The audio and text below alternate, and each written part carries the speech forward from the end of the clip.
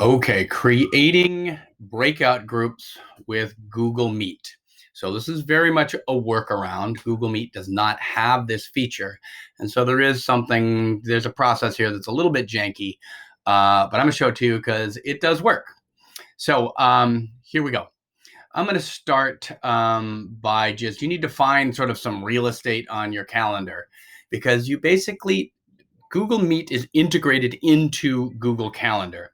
So to make this work, you need to create one Google Calendar event for every breakout group meet that you need. So, let's say, I have 30 kids in a class, 38 kids in a class, whatever. So maybe the most that I would need would be 16 breakout groups, and then I could do pairs, right? So I'm not going to make 16. I'm just going to make a smaller amount. But I'm going to begin. I'm just going to put this on Sunday because there's never anything on Sunday on my calendar.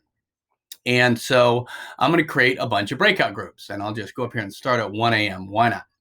So if I click here, and I'm going to call this Breakout 1. And then right here where it says video conferencing, I'm going to go ahead and hit that and click Google Meet. And then I'm going to hit save. And then I'm going to do it again. And I'm going to call this Breakout 2. So again, it doesn't matter where on my calendar I do this. So just find a place where you don't need it, somewhere in the past potentially.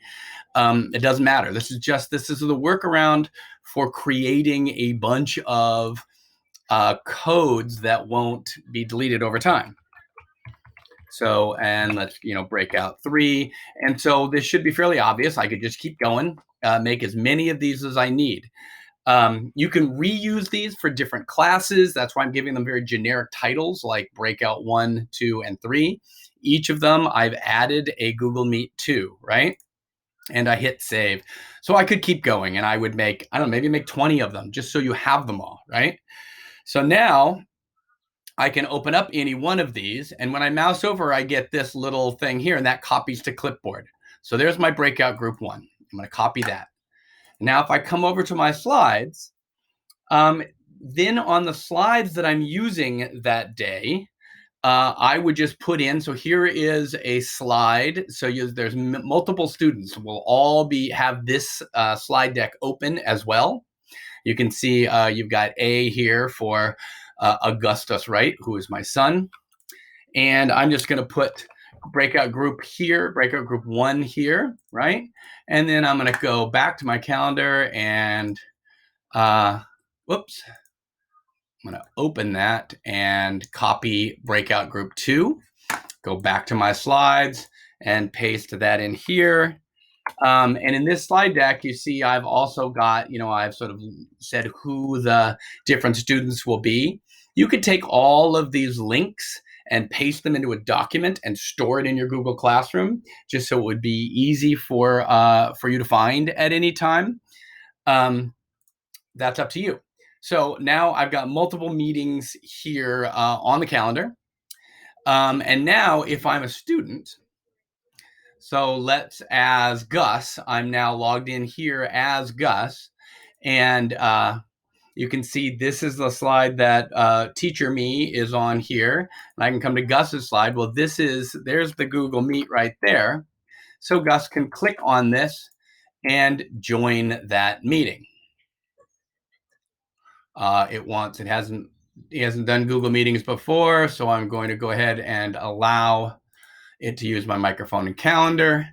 Now it is on, and he should be able to, fingers crossed, join this meeting. And so now it's me, not Gus, but anyway, you get it. So now Gus has joined this meeting. If I come back here, I, as the teacher, could also join this same meeting if I wanted to. And now I am, it says Augustus Wright is in this call. I can hit join. And now, whoa! And now you see that both of us are in this meeting, and I can go to see who is in the meeting, and it's me and Gus. As the teacher, I could exit this meeting. and close that screen, and I could go in and see how group number one is doing, right? By clicking on that one.